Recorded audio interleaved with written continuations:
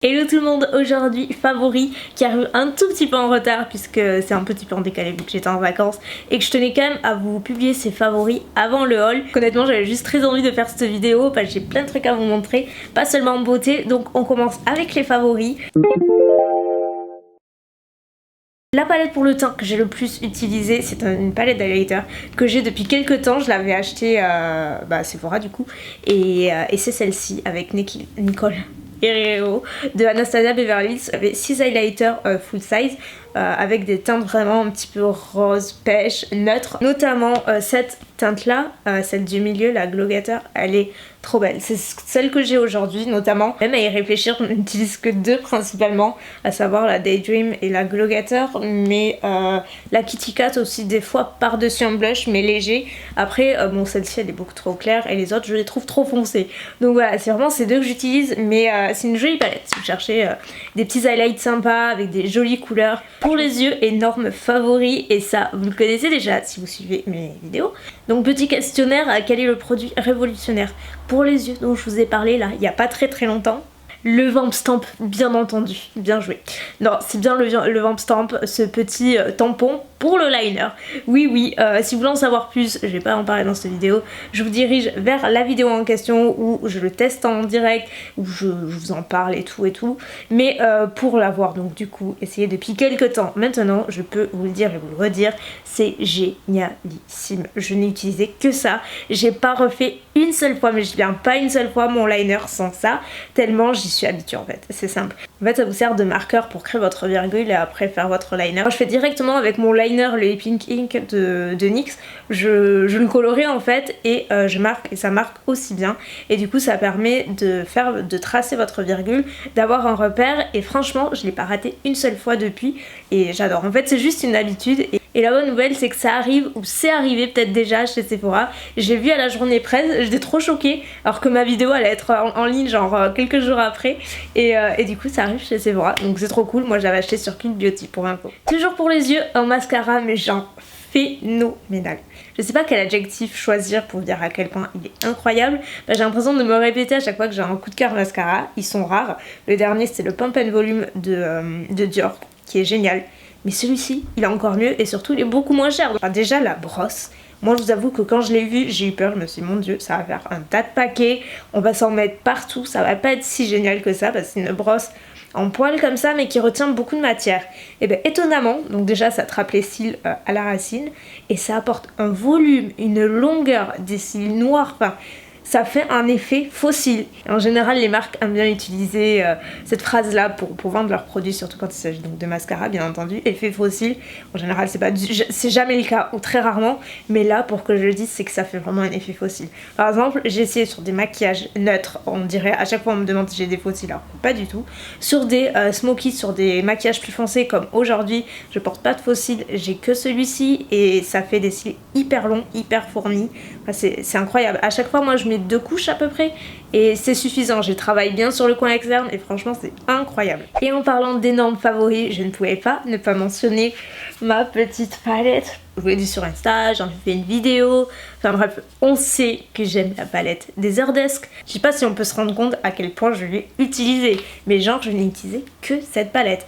Quand je suis partie en Californie, je n'ai amené que cette palette. Elle a tout pour plaire, tout. Elle a un nuancier qui est fabuleux, qui est original, des textures qui sont hyper agréables à utiliser. La pigmentation est incroyable, ils sont faciles à estomper. Enfin, j'adore les couleurs, vraiment. C'est des couleurs que j'avais pas nécessairement dans une palette et ça m'a vraiment donné envie, d'aimer le ton, les tons violets, les tons prunes que je mettais pas beaucoup. Le violet c'était pas trop mon truc et finalement je me suis rendu compte que j'adorais ça. Et une autre petite palette qui est beaucoup moins chère et qui est tout aussi jolie, elle est trop mignonne celle-ci, c'est celle que j'utilisais beaucoup juste avant d'avoir la Huda Beauty de chez NYX. Ils ont sorti plusieurs c'est une gamme qui s'appelle Ultimate je crois et en fait c'est trop sympa. En fait en bas vous avez que des fards mat, au milieu c'est des fards satinés irisés et juste sur le devant c'est une rangée de fards. Comment vous expliquer, c'est pas des foils mais c'est un fini genre un petit peu pigment pressé. C'est beaucoup plus intense en fait que les satinés, c'est très lumineux et c'est hyper sympa. Je trouve que l'idée est cool d'avoir des mats et autant de formules différentes. Et puis bon, forcément moi j'aime cette palette en l'occurrence pour les couleurs. Et pour les lèvres, deux favoris seulement. Non mais c'est toujours les mêmes honnêtement, donc vous connaissez la chanson. Mais il y en a un que j'ai ressorti de mes tiroirs, que j'ai pareil comme la palette Anastasia que j'ai testée sur, vraiment sur le tard. C'est la marque Colors Wayne, la couleur Mars, que j'aime beaucoup. Et la formule est hyper sympa. C'est une formule donc mat, c'est des liquides mat. Je vais vous faire un petit swatch. Voilà, vous voyez ils sont hyper pigmentés. Là c'est un vieux, une espèce de vieux rose un petit peu boisé. Très joli et ils assèchent pas du tout, la texture est assez fine. Ça fait un rendu totalement mat, ça tient bien, enfin vraiment une formule hyper agréable. J'ai que cette teinte, j'en ai pas d'autres, mais voilà, c'est celle que j'aime beaucoup et du coup je l'ai pas mal mise. Je l'avais amenée aussi aux États-Unis avec moi. Et un autre que j'aime beaucoup, que j'ai sur les lèvres, c'est la Bow and Arrow de Kat Von D. Je vous avais dit que c'était pas nécessairement ce que je préférais en termes de liquid lipstick parce que je les trouve très asséchants. Je pense que ça dépend des teintes parce que vous aussi vous avez été plusieurs à me dire que selon la teinte choisie c'était plus ou moins confortable et effectivement moi c'est la seule teinte que je trouve confortable et moins asséchante que les autres. J'ai failli oublier un produit dans la rubrique soins, c'est le seul, mais mon dieu il est incroyable. Mais vraiment, en plus je suis hyper compliquée quand il s'agit du contour des yeux, je vous l'ai déjà dit, parce que j'ai un contour des yeux qui est hyper fragile et la peau très sensible. C'est-à-dire que s'il y a un petit peu de parfum ou quoi que ce soit, je fais une réaction de suite et c'est pas joli à voir et surtout c'est pas agréable. Donc j'évite donc de trop en tester et j'ai eu la chance de recevoir un joli paquet avec ce produit de chez Estée Lauder. Je me suis bien renseignée avant de l'essayer parce que j'ai vraiment eu des mauvaises surprises par le passé. Pas d'Estée Lauder, mais des contours des yeux en général. Et du coup je me suis dit bon écoute, ça a pas l'air trop mal, tu vas tester. Et donc déjà pas de réaction, rien du tout, j'ai supporté de suite. Mais c'est le meilleur contour des yeux que j'ai pu tester. Je suis bluffée. Franchement je pense pas que je changerai de contour des yeux de sitôt. D'ailleurs pour vous dire, avant de recevoir celui-ci, donc c'était bien avant d'aller aux États-Unis, je m'étais dit quand j'allais aux États-Unis je vais être en quête du contour des yeux parfait. Et j'ai même pas eu besoin de chercher parce que franchement celui-ci me convient largement. Il est fabuleux. Je l'avais amené là-bas alors que c'est lourd et que je suis un petit peu parano. Moi quand je voyage comme ça j'évite de prendre des trucs lourds mais je peux tellement pas m'en passer que c'était obligé qu'ils me suivent. C'est le Réparation Synchronisée Matrix Concentré Contour des Yeux. Bon c'est un petit peu long et alors ce qui est cool c'est que c'est un embout comme ça, dur, où vous avez de suite l'applicateur et ça fait en effet, en fait, vous massez, vous appliquez et vous massez comme ça en 360 le contour des yeux, donc ça a un effet décongestionnant, apaisant qui est déjà très agréable. Ça met la juste dose. Moi j'utilise ça matin et soir, donc ils disent plutôt la nuit mais moi honnêtement j'utilise les deux et j'ai jamais eu un contour des yeux aussi nickel de toute ma vie. J'ai plus de problèmes d'anti-cerne qui filent dans les plis, de marques de sécheresse ou quoi que ce soit, ou de plaques. Des fois j'avais des plaques souvent de sécheresse, j'en ai plus une seule fois depuis que j'utilise ça. Je ne vous en parlerai pas si j'étais pas autant convaincue. On néglige un peu trop ce type de produit et pourtant c'est hyper important. Si vous maquillez notamment avec l'anti-cerne, ça assèche, que ce soit même en journée, la pollution, tout en fait, tout agresse parce que c'est là où c'est la partie où vous avez la peau la plus fine et là où elle est la plus vulnérable finalement, donc il faut vraiment s'en occuper et l'hydrater et trouver le bon produit. Et pour moi véritablement c'est ce produit, je l'ai trouvé, je vais pas en chercher un autre avant un très long moment, donc définitivement gros favori et je voulais vraiment vous le recommander. Le make-up c'est terminé, il y a qu'à voir mon sourire, on passe à la thématique gourmandise. Chose qui est assez rare parce que j'ai pas grand chose à vous montrer, étant donné que je suis pas très gâteau et tout. Mais ce mois-ci j'en ai deux en particulier, celui-ci, j'aurais pu vous le montrer avant d'ailleurs si vous me suivez sur Snap, je suis sûre que vous le savez. Ça, voyez-vous, c'est toute mon enfance. J'ai retrouvé ça par hasard en faisant mes courses le mois dernier ou je sais plus quand à Carrefour et là j'ai dit mais c'est pas vrai, c'est les trucs que je mangeais quand j'étais gosse et donc j'étais fan. C'était pas cette marque là, c'est quoi, c'est Saint-Michel qui fait ça. Quand j'étais petite c'était une autre marque, je me rappelle j'achetais ça même à Leader Price et du coup c'était pas les mêmes mais c'était le même principe. C'est des petits cakes en fait fourrés au chocolat mais c'est hyper moelleux et j'étais folle de ça quand j'étais gosse et j'en ai plus jamais retrouvé jusqu'à cette fameuse fois il y a pas très longtemps et du coup maintenant je me fais un petit stock truc et c'est un des rares gâteaux que j'ai chez moi. Sinon je suis pas très gâteau. En plus c'est dans des petits sachets individuels et ça, mais laissez-moi vous dire, c'est ma petite faiblesse. J'aime beaucoup ça, un peu trop même. Et le second truc que j'ai acheté absolument par hasard un soir quand j'étais à Paris et qu'on avait une petite fringale avec ma Monoprix, je me suis dit tiens, ça peut être sympa. Mais non, c'est pas sympa, c'est juste trop bon ces trucs là. Enfin pour moi c'est des cookies, mais ils disent galettes suédoises, chocolat croustillant au flocon d'avoine et c'est trop bon.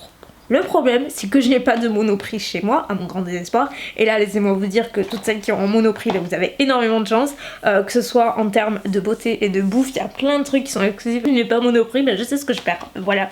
Mais ça c'est trop bon, du coup la prochaine fois que je vais à Paris, je vais m'en prendre je pense un petit peu plus parce qu'il m'en reste pas beaucoup. Non mais je me les économise, j'en suis arrivée à ce stade. Si vous avez vu mes précédents favoris, vous savez forcément au passage du livre, donc je vous avais parlé La fille du train, l'engouement qui m'avait pris, genre pour pas dire l'obsession, hein. Du coup je vous avais dit si vous aviez un style un petit peu similaire, qu'est-ce que vous auriez à me conseiller. Et vous avez été plusieurs à me dire Au fond de l'eau, c'est la même auteure qui a fait ça, c'est après La fille du train, c'est sorti, et c'est trop bien, il faut que tu le lises. Du coup vous voyez que je suis moi aussi vos conseils, j'aime bien vous en donner mais j'adore lire les vôtres aussi. Du coup j'ai lu Au fond de l'eau, je l'ai terminé il y a 2 jours et oh mon dieu.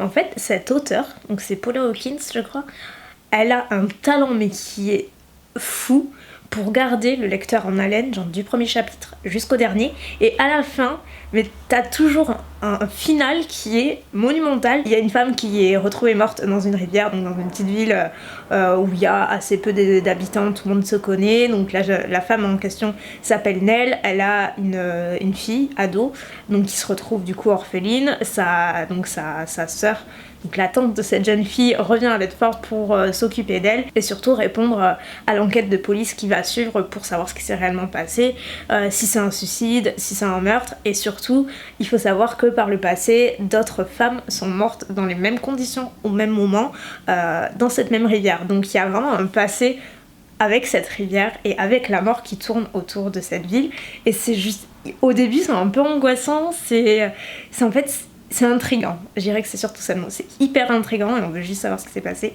Et la fin, j'étais abasourdie parce que je l'ai pas vu arriver du tout. Mais c'était définitivement mon favori de ce mois-ci. Païd, mes deux, des séries hyper sympas, plutôt légères, enfin qui vous font passer un bon moment, elles sont hyper cool.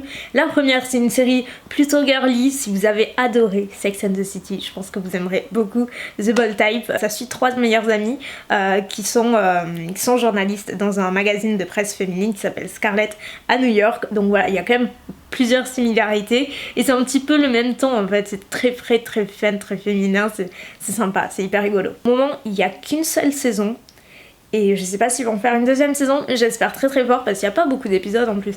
Ça passe assez vite, mais même les bandes son, enfin tout est hyper sympa. Et la deuxième série que j'ai découvert grâce à vous aussi sur Twitter, je vous avais demandé il y a quelques temps des séries à me conseiller, vous avez été plein à me conseiller, Atypical qui est donc sur Netflix. Et pareil, il y a une saison aussi et c'est trop bien. J'ai accroché de suite, mais vraiment de suite parce que déjà l'acteur j'aime trop. L'acteur principal il joue hyper bien et c'est vraiment pas facile parce que c'est l'histoire de... Comment il s'appelle ? Ah oui, Sam, voilà c'est ça.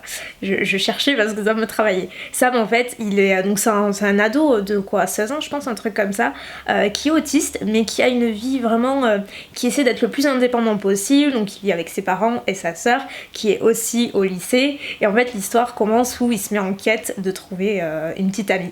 Et c'est hyper drôle. En plus les épisodes sont pas très longs donc ça passe vraiment hyper vite. Trop à mon goût parce que du coup quand on est dans la série ça passe vite. Mais pareil, il y a qu'une saison.